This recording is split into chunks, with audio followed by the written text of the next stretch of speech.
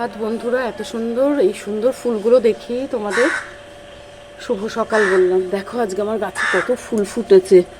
এদিকে আজকে আবার একটু বেরোচ্ছি। ফুলগুলো দেখেছো অনেকগুলো, এগুলো তুলে নিয়ে বলছি কোথায় যাচ্ছি। এই দেখো কতগুলো ফুল ফুটেছে। এদিকে থাকবো না, যাই হোক ঠাকুরের পায়ে দিই। চলো রাস্তায় গিয়ে বলছি কোথায় যাচ্ছি।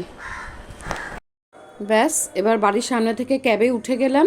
আর আমাদের বাড়ির সামনে যে বড় মাঠটা আছে দেখো, সেখানে বই মেলা শুরু হয়েছে। প্রচুর স্টল দিয়েছে জানো তো বইয়ের। আসবো করে ভাবছি, কিন্তু আসার হয়ে উঠছে না। একদিন আসবো, এসে পুরো ভিডিও করে তোমাদের সাথে শেয়ার করব ব্যাপারটা। আর আমরা যে গাড়িটায় উঠেছি, ট্যাক্সিটায় যাত্রী সাথী অ্যাপের থেকে নিয়েছি, বিশ্বাস করবে না কি অবস্থা। একটুখানি যাচ্ছে, তার যে কি প্রবলেম বুঝতে পারছি না। গাড়িটার প্রবলেম না ড্রাইভারের প্রবলেম, ভগবান জানে। বাইরে কিন্তু বেশ গরম এবারে না। ওয়েদারটা একেবারে কি যে সকালবেলা রীতিমতন রোদ আর গরম, আর যেই রাত 9টা বাজে তারপরে ঝপ করে ঠান্ডা লাগে। তারপর ফ্যানটাও আবার উপরের দিকে অফ করে দিতে হয়। করে না সবার সত্যি কাশি জ্বর সব। এখন যে কি গরম লাগছে, আর বাইরে রোদের কি অবস্থা বিশ্বাস করতে পারবে না। যাই হোক, এই এবার কীরকম জ্যাম অফিস টাইম পড়ে যাচ্ছে না গো। 8টা তো বাজে, 8টা বেজে গেছে। দেখি কখন গিয়ে পৌঁছাই। নাও এখন তেল ভরতে গেল। আমরা যাচ্ছি মিমিদের বাড়িতে বোলপুরে একদিনের জন্য। কালকে এবার ফিরে আসবো। ওর মার সাথে একটু দেখা করে আসি। ওর মা আবার যাচ্ছেন এতে মেয়ের কাছে ব্যাঙ্গালোরে। তা আমরা ভাবলাম যাই আজকে একটু দেখা করে আসি ওনাকে। অনেকদিন দেখাও হয় না আমাদের। একটু ওই একটু হবে, ঘোরাও হলো, ওনার সাথে দেখাও হলো, এই আর কি। চলো ওখানে যাই, পৌঁছাই, তারপর কোথায় যাই না যাই, কি করি সারাদিন সব তোমাদের সাথে শেয়ার করব। চলো।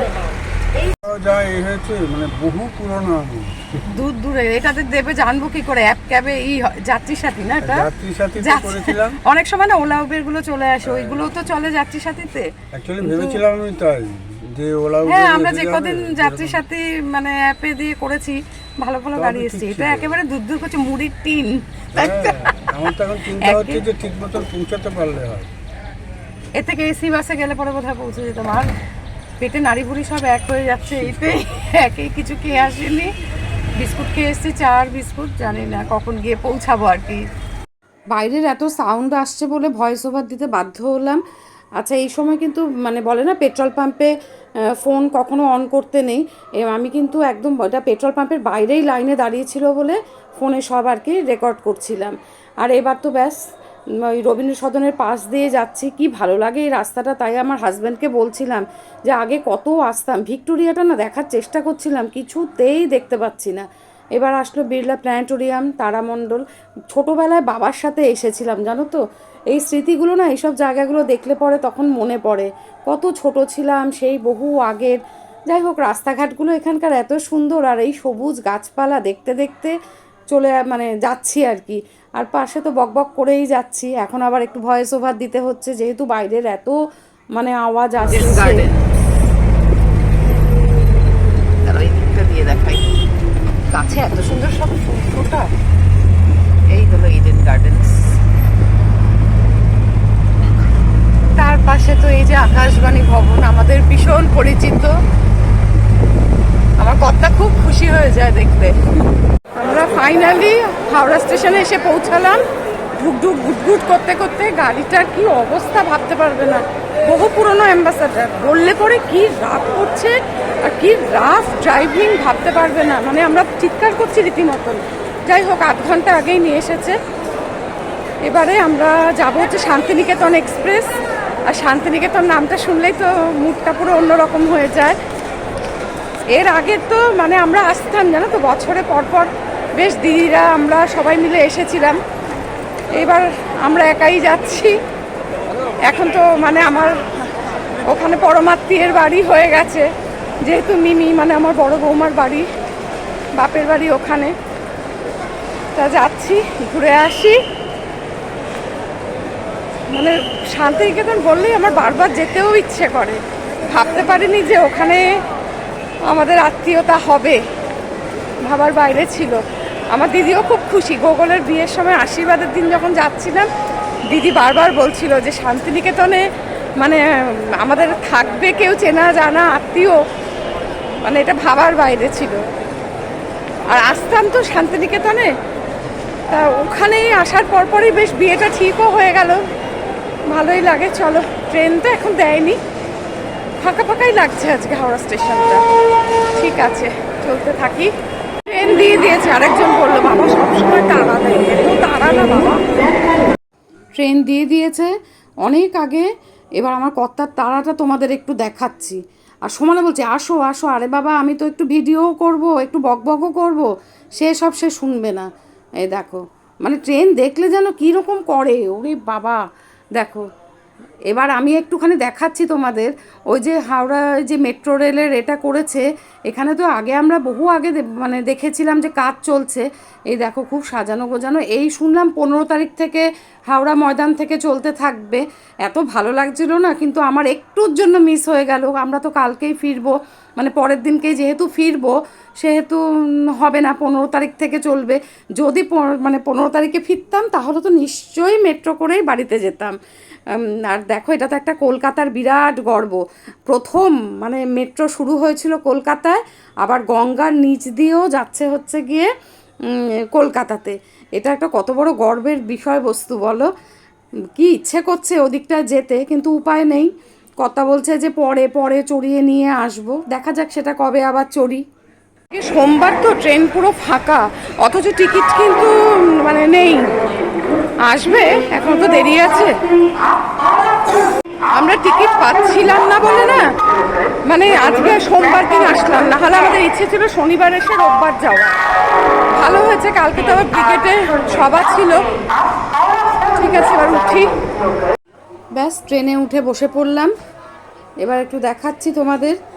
আস্তে আস্তে করে আবার ট্রেন ছেড়েও দিল।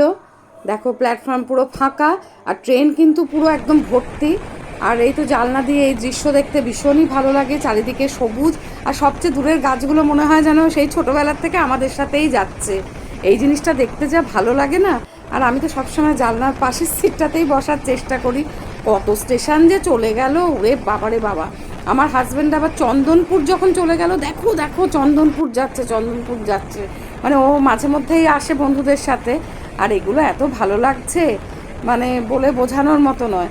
আমার এইগুলো না দেখতে, মানে এই দৃশ্যগুলো দেখতে ভালো লাগে বলে তোমাদের সাথে শেয়ার করছি।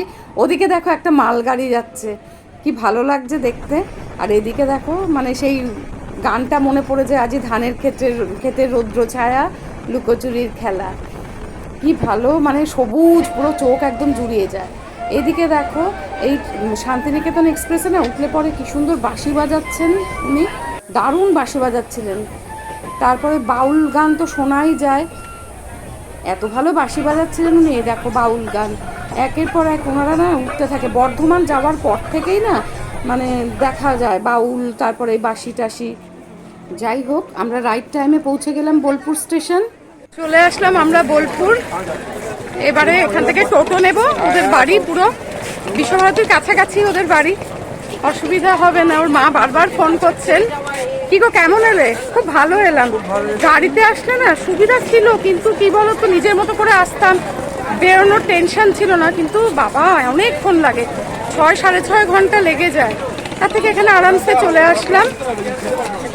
এবার উঠি, এসকেলেটার আছে, দেখাচ্ছি তোমাদের। ভিড় গো, আজকে সোমবার। আমরা ওই পারে যাব,